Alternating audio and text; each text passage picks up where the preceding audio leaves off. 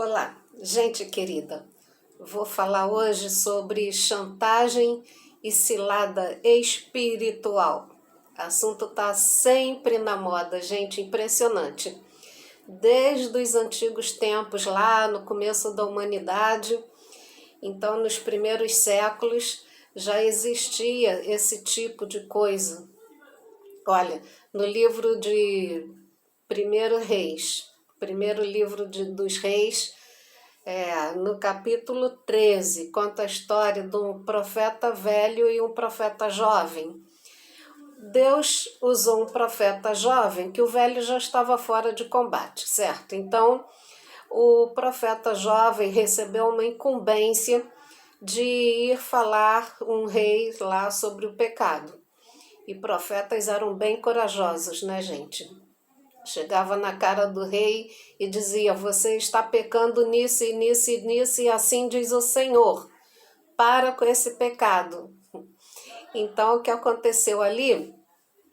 Que o profeta velho, ardiloso, maquiavélico, ficou bem chateado com a situação, foi lá no profeta novo e disse assim: olha, você precisa ir na minha casa agora, descansar, comer. E o profeta novo disse para ele: não, Deus não mandou eu desviar do caminho, Deus falou para eu não comer com ninguém, vim aqui entregar o recado e ir embora. O profeta velho, o profeta velho insistiu com ele e, por ser idoso, o jovem obedeceu, foi lá. Comeu na casa do profeta velho. O que aconteceu, gente? A palavra de Deus deixou de se cumprir? Não. O jovem, quando foi embora da casa do velho profeta, um leão o encontrou e ceifou a vida do jovem profeta. O velho profeta sabia o que ia acontecer, maquiavélico, foi lá e recolheu o corpo do profeta jovem para dar o destino final. Então, gente do céu, chegando agora, tem muitas histórias aqui, mas o vídeo vai ficar muito longo. E isso aqui não é uma hora exatamente de silêncio. Eu nunca sei qual é a melhor hora para gravar. Então, que tem pessoas que passam, alguns param para bater papo, e idosos tomando sol com as bengalinhas. Então, vamos lá, compartilhar da palavra mesmo. Então, para encurtar aqui o caminho, mas eu pretendo fazer uma série de vídeos falando de ciladas e chantagens espirituais, tanto de Antigo Testamento como no Novo e dos nossos dias. Agora, vou pular para a primeira carta de Timóteo, capítulo 5, do 17 em diante. Ai, gente, coisa chata, né? Pigarro é muito chato. Se alguém souber como se livra disso, pode me ensinar aí que eu aceito. Aí ele diz aqui, acerca dos líderes, vários conselhos. Gente, isso aqui, presta atenção, que isso aqui é tremendo, é poderoso esse trecho aqui, olha. Os líderes que governam bem sejam estimados por dignos de duplicada honra, principalmente os que trabalham na palavra e na doutrina. Porque diz a Escritura: não ligarás a boca ao boi que debulha, e digno é o obreiro do seu salário. Então vamos analisar aqui. Naquele tempo que eram os bois que lavravam a terra, então os bois iam comendo, as ervas iam assim, né, replicando, saltitante ali, naquele aparelho, acho que era o arado. Então os bois comiam. Alguns proprietários iam lá e tapavam a boca dos bois para não ficar comendo. Isso quer dizer aqui, digno é o obreiro do seu salário, porque tem líderes que se dedicam integralmente àquela comunidade onde ele lidera. aí tem que ter o salário. Então, na igreja batista, presbiteriana, acho que a metodista, também não sei, eu só tenho certeza que a batista e a presbiteriana são assim até hoje. O jovem pretendente a algum ministério, as moças estudam música, assistência social, coisas assim, mas tem nível universitário e tem uma carta de recomendação da igreja local para cursar naquele seminário teológico. Estuda 4 anos, pelo menos, e aí sim vai ser contratado se a maioria dos membros votarem, que querem ele como pastor. Então, por enquanto, aí depende, os membros é que decidem quanto vão pagar para aquele líder. Se vão, que tipo de benefícios vão dar, como casa própria, carro, gasolina, ou não. Vão fazer a proposta. Olha, nós temos a te oferecer 10% da arrecadação mensal, vai ser o teu honorário.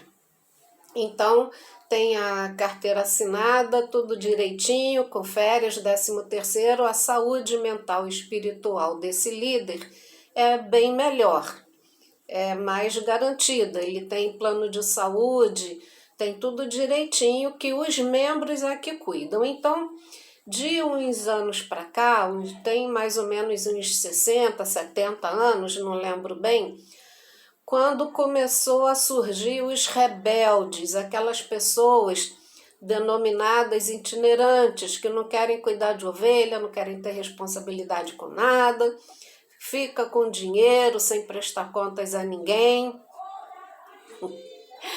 Os novos na fé sabem agora que existe isso, mas existem os pastores sérios, sim, as esposas sérias, também missionárias muito sérias.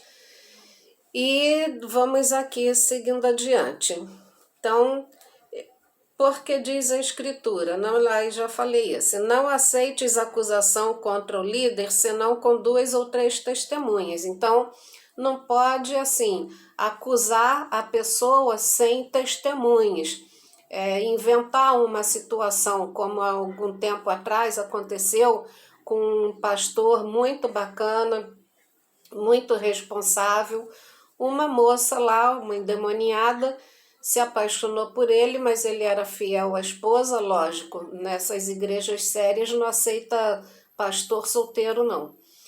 Então ela inventou uma calúnia, porque ela foi rejeitada por ele. Ele era fiel à igreja e à família dele. Ele a rejeitou, não quis assunto com ela. O que ela fez? Ela chegou na frente da igreja, porque é assim que se faz nessas igrejas sérias. Vai lá na frente da igreja e expõe o erro daquele líder. Faz a acusação na frente de todos, como diz a Bíblia aqui. A Bíblia que manda isso. Nós não somos fofoqueiros de expor os erros de alguém, de líderes. Nós estamos cumprindo a Bíblia. A Bíblia não nos chama de fofoqueiros. Estamos cumprindo o nosso dever de expor os erros, os pecados. Tem erro que quando não é consertado vira pecado lá na frente. Eu também vou chegar nessa parte aqui. Então, o que aconteceu ali? Ela falou de um sinal da parte íntima que aquele pastor tinha, que ela adquiriu essa informação quando ele ficou internado no hospital. Olha que coisa grave. Todo mundo acreditou porque a esposa disse que realmente ele tinha um sinal na parte íntima que só ela sabia. Essa esposa largou o marido, casou com outra pessoa. Esse pastor foi demitido da igreja, entrou em deprê e não teve mais ministério, ficou isolado. Enfim, foi uma coisa muito triste. 20 anos se passaram, a falsa acusadora, a acusadora que fez uma falsa acusação, ela entrou num leito de dor com um cão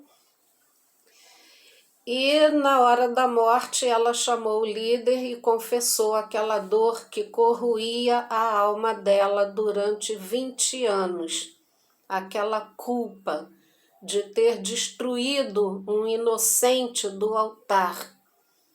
Então, por isso esse vídeo, chantagens e ciladas espirituais, até nos nossos dias. Ela confessou o erro, ela pediu perdão, mas e os 20 anos da destruição que ela causou tanto na igreja, ela envergonhou o evangelho, tanta gente ficou desiludida com o evangelho que acreditavam tanto na seriedade daquele pastor e de fato ele era um bom líder, ele de fato era fiel à esposa, ele amava a família dele. Olha quanta coisa, quanta destruição acontece pela falta de discernimento. Então, vamos continuar aqui. Não pode ser assim, acusações mentirosas, mas quando é verdadeiro, vai ser exposto. Olha só, aos que pecarem, repreende-os na presença de todos, para que também os outros tenham temor. Então, repreender na presença de todos é o quê? Se não for, é expor publicamente. Certo? Vejam bem, o pastor Silas Malafaia, um jovem brilhante evangelista, sempre apaixonado por evangelismo, mas sempre foi repreendido pela maneira de falar indevidamente. Não convinha falar daquela forma, ele nunca quis ouvir ninguém. O que acontece agora? Exposto pateticamente, cenas patéticas, chamando uma autoridade pública de desgraçado publicamente. Isso não é papel de pastor, mas não quer ouvir, não quer aceitar a repreensão. Só porque agora é o grande pastor Silas Malafaia, tem que aceitar a repreensão, mas não aceita nem da esposa. Então, está sendo exposto, está sendo ridicularizado, está perdendo público. Só perde quem tem cabeça dura, quem não aceita a repreensão. Agora vamos adiante. Eu citei aqui o pastor Silas Malafaia, que é um querido, ele continua cuidando das vidas, a assistência social da igreja dele é fantástica, os federais da nossa nação já reviraram também a vida dele, não encontram nada errado. A revista Forbes, que publicou que ele é um dos pastores mais ricos, que tem não sei quantos milhões, ele processou a Forbes lá nos Estados Unidos e ganhou a causa. Até a Globo foi obrigada a postar retratação lá no jornal deles. Então, isso não anula, uma coisa não anula a outra. Agora, até que ponto ele vai permitir que esse erro, que acabou virando pecado, até onde ele vai chegar, se ele demorar a voltar atrás, ele não tem que se meter nesse nível. Ele tem que orar pelos políticos? Sim. Ele tem que ensinar política fora do altar, do púlpito, como queiram chamar? Sim. Todo líder cristão, todo líder católico, enfim, tem que dizer para os membros, para as ovelhas, o que é direita e o que é esquerda. É normal, é certo. Convidar candidatos e colocar no púlpito é pecado. Então a gente tem que saber separar as coisas, precisamos ter discernimento. Como é que vem? A fé vem pelo ouvir e ouvir a palavra de Deus. Você não adquire fé e a Bíblia diz para a gente desenvolver a nossa salvação em Cristo Jesus. Através de quê? Só através da Bíblia. Vamos lá? Vamos seguir aqui. Conjuro-te diante de Deus e do Senhor Jesus Cristo e dos anjos eleitos, que sem prevenção guardes estas coisas, nada fazendo por parcialidade. Nada é nada, gente. tem que ser imparcial sempre. Tem tanta gente que eu gosto aqui na plataforma e fora da plataforma que eu vou chegar e vou falar, olha, isso aqui está muito ruim, ou você conserta ou eu pulo fora disso. É igual lá o dia 8, eu falei, gente, a Bíblia manda a gente respeitar autoridades constituídas. Até 31 de dezembro era direita no trono, vamos orar pela direita, vamos pedir a Deus que conserte tudo que está de errado.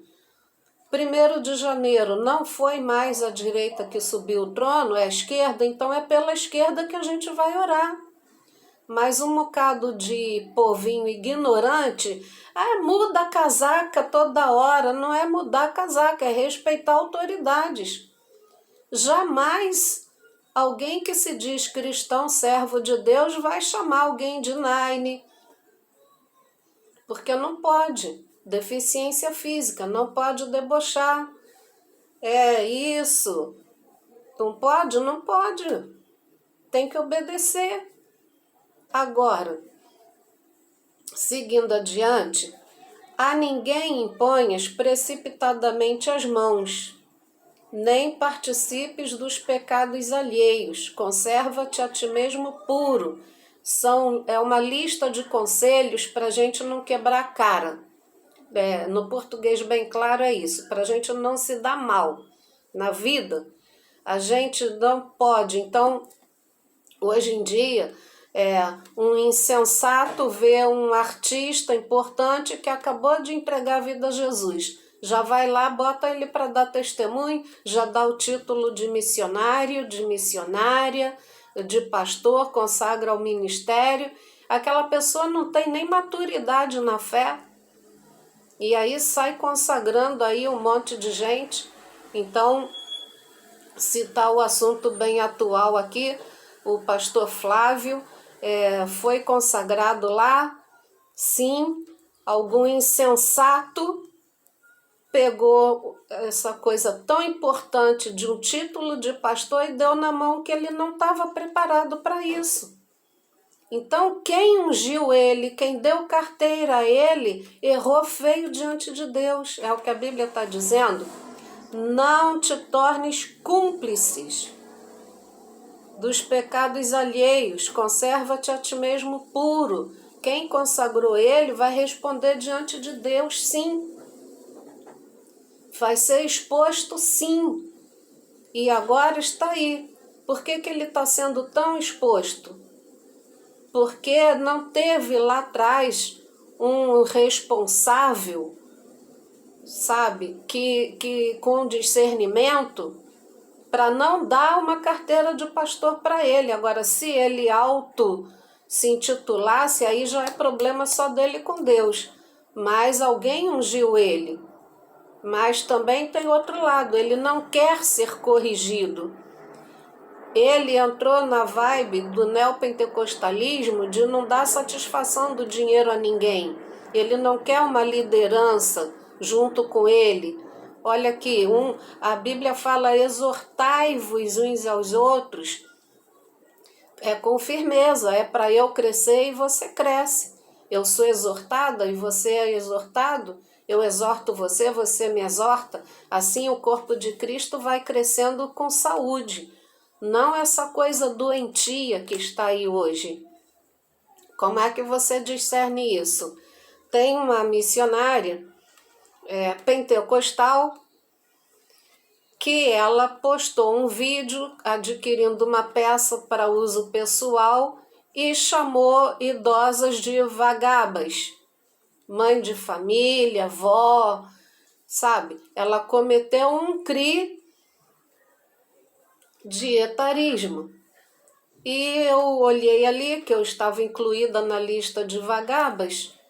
Para minha tristeza, uma outra pastora, igualmente senhora, colocou um monte de coraçãozinho vermelho, parabéns, amada, pela conquista.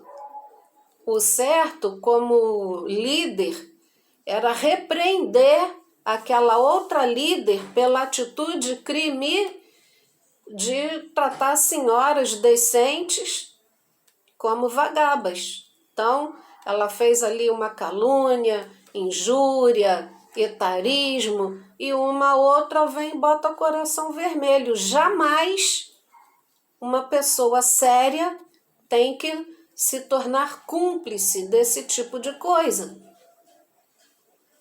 Quando é que você também é cúmplice? Só quando você bota o coraçãozinho no comentário? Quando você dá dinheiro, quando você está financiando, você está usando do suor do teu rosto que Deus te deu para financiar tamanhas injustiças por aí afora.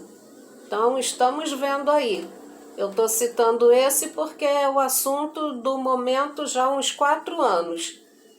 E a pessoa está dura, e está endurecida, está endurecida, está endurecida. Acho que a pessoa não presta atenção lá quando Deus falou com o profeta Jeremias. Vai lá, Jeremias, desce na casa do oleiro e vê como ele trabalha. O barro está mole. O que é o barro mole para nós? É nós sermos maleáveis nas mãos de Deus. Deixa Deus trabalhar, tira toda impureza, tira tudo que está torto, tira tudo que está feio. Queremos ser vasos de honra ou não queremos? Se quisermos sermos vasos de honra, temos que ser maleáveis na mão de Deus. Aqui que é o oleiro. E tem uma parte aqui na Bíblia que diz assim: como pode o vaso dizer para o oleiro, por que me fizestes assim? Aí Deus continua falando aqui com Jeremias, já no capítulo 19, no 18, ele vai observar o barro mole, que aí é amassado, amassado, e roda aqui, roda para lá e vira um vaso lindo ali, perfeito. Aí vai ser colocado ali dentro os melhores vinhos, azeites, joias, enfim. No 19, ele fala, endureceu o barro que não dá mais para amassar. Só serve agora, está vendo aí, profeta? Só serve agora para ser jogado fora. Não dá mais para trabalhar neste barro que endureceu. Não serve mais, vai ser jogado fora. E quantos vasos de honra estamos vendo sendo quebrados e jogados fora, que não presta mais para nada. Então, para não ficar muito longo aqui, esse vídeo, vou comentar também que não é fofoca. A Bíblia diz que vai ser exposto. Quem não se conserta vai ser exposto. Então, desde que eu não fale mentira da vida de alguém. Teve um cantor muito famoso, que era famoso do mundo, veio para Jesus, casou, teve filha também cresceu, casou com um pastor bonito, e volta e meia algum profeta o chamava em particular e falava para ele, te conserta, e ele repreendia, cala a boca, diabo, cala a boca, demônio, está repreendido em nome de Jesus, até que um dia esse pastor, como sempre, depois do culto, deixava a esposa com as filhas em casa e dizia que ia levar alguma ovelha em casa, ia dar carona até em casa. Depois da carona, de deixar a pessoa em casa, ele se encontrava com um garoto de programa que estava pedindo cada vez mais dinheiro, No último culto, aí ele já foi repreendido publicamente. Quando ele estava no púlpito para pregar, um profeta se levantou e disse para ele, ai de ti, servo meu, se continuares fazendo o que está no teu coração fazer. Ele não ligou, repreendeu publicamente aquele profeta, acho que foi uma mulher, na verdade. E pronto, seguiu ali, pregou, fez o que sempre fazia, deixou a esposa com as filhinhas em casa e deu carona a mais alguém, depois foi encontrar com o garoto de programa que tinha pedido mais dinheiro. Naquele dia, Deus não tocou no coração das pessoas ofertarem, não teve dinheiro. Ele não levou o dinheiro que a pessoa lá pediu. O que aconteceu? Ele não voltou para casa, foi registrado o sumiço dele, onde é que fulano está, onde é que o pastor fulano está. Enfim, como o sogro é famoso, no meio da política também, então foi rápido o negócio. Encontraram ele no lixão com a parte íntima enfiado na própria boca. E foram atrás do que aconteceu. Encontraram quem fez aquilo com ele. Era um GP, né? O GP não recebeu o dinheiro que tinha pedido, então ceifou a vida daquele jovem pastor casado. A filhinha tinha 3 aninhos só. O casal jovem, na faixa de 20 e poucos anos. É triste, vai ser exposto, vai ser exposto.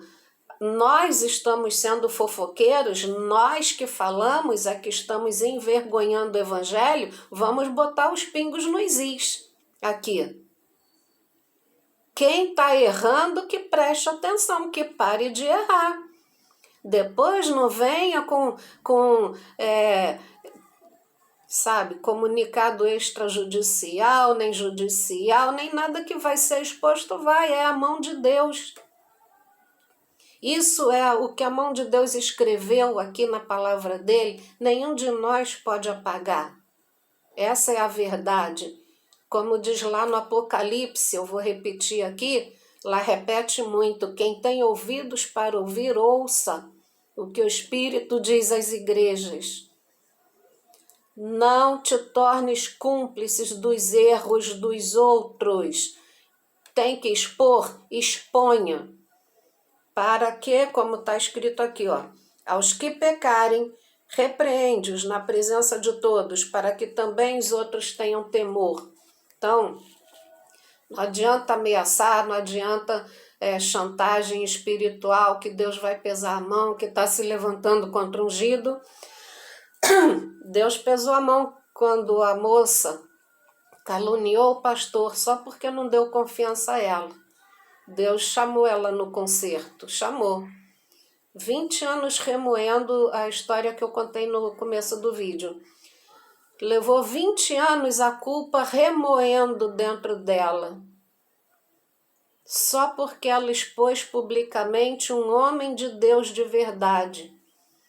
E só no leito de dor, quando ela viu os anjos das trevas vindo levar a vida dela para partir em trevas, é que ela mandou chamar o líder atual da igreja e confessou.